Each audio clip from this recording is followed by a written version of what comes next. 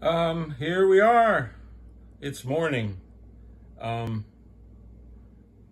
You cannot tell unless I tell you, because this is internal illumination brought to you by an overhead light. Our living room light, our ceiling is about 12 foot and there's a 3 bulb fixture up there.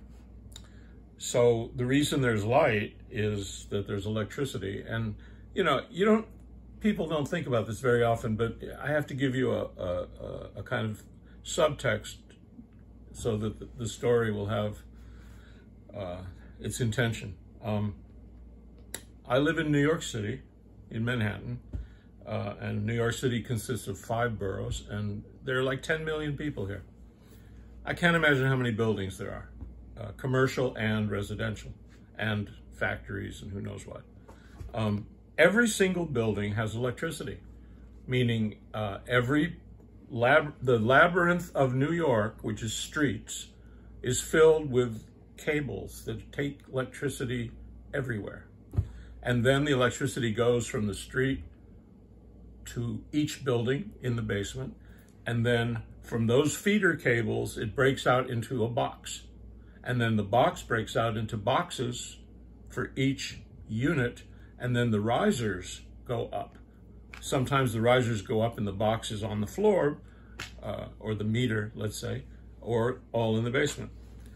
Just imagine for one moment how many buildings there are, each one receiving feeder cables, and everybody getting billed an amazing amount of money, because electricity is very expensive. You can pay $150, $250, $350, $400, $500,000. Who knows? I heard that the Empire State Building only has one account, one man, and he bills every suite in the entire building. And I forgot the amount of money he collects, but it's like millions of dollars. Okay, so here's the point.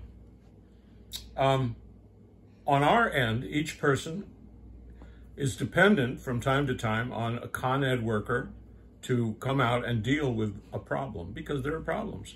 And electricity is very dangerous, and so it has to be handled correctly.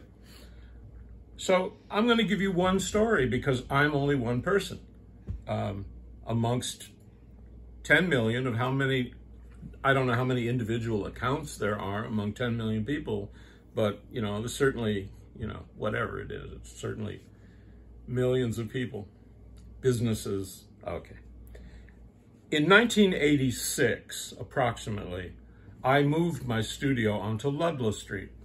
My studio previously had been in what was originally a police stable and precinct, and it changed to an ASPCA shelter, and then to an organ factory, where my studio was directly above the organ pipes at 40 feet, playing Bach while I'm painting, which didn't bother me at all. It just, I don't think anybody's ever been standing on top of a pipe organ when they're playing Bach.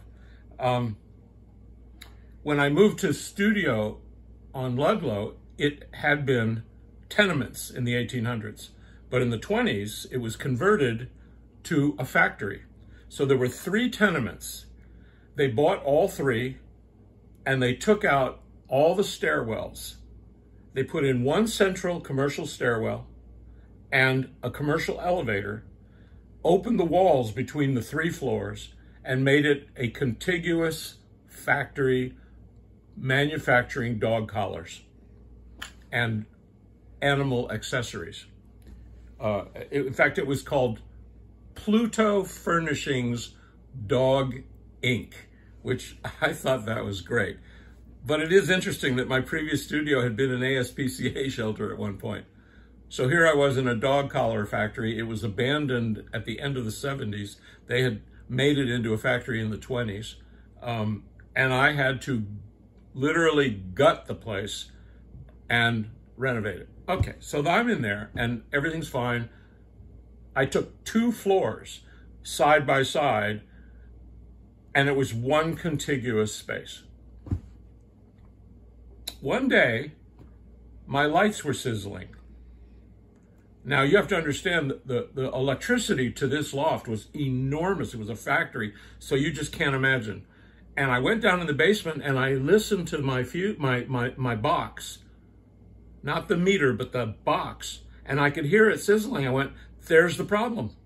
The problem isn't upstairs, it's right there. So I called Con Ed, they came out.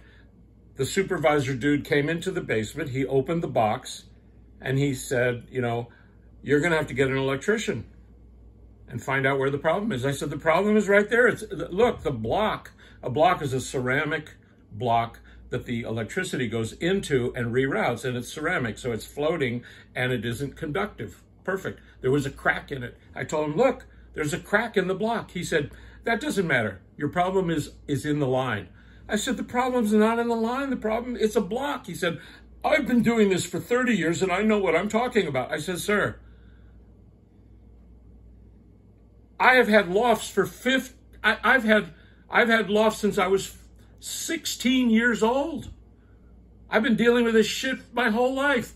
The block is cracked. He said, no, you're gonna have to call. I said, if I call an electrician, it's gonna cost me thousands of dollars and days down in my studio for him to determine that it's the block. So we're arguing and he's getting hostile. I'm not gonna describe him because then everybody's gonna get like politically correct. Shit, man, okay. Maybe I should, no, I won't. Okay, so after a while, the dude supervisor comes down because he's out in the truck. He said, what's taking so long?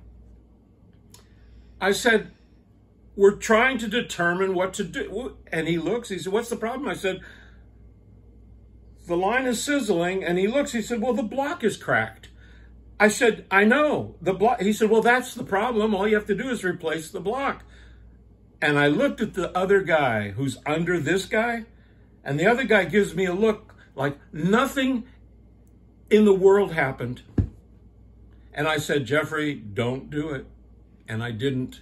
I looked at the supervisor. I said, okay, so the problem is the block is cracked. He said, that's correct. I said, so we make an appointment. When can we make an appointment? He said, tomorrow. We'll come out and put a new block. I said, well, how much is it going to cost? He said, nothing. We're responsible for the box before it goes to the risers. It's on us. I said, so when we'll be there between 10 and 12 in the morning and you'll be up by noon or 1. I said, okay, thank you. And they left. That's my story.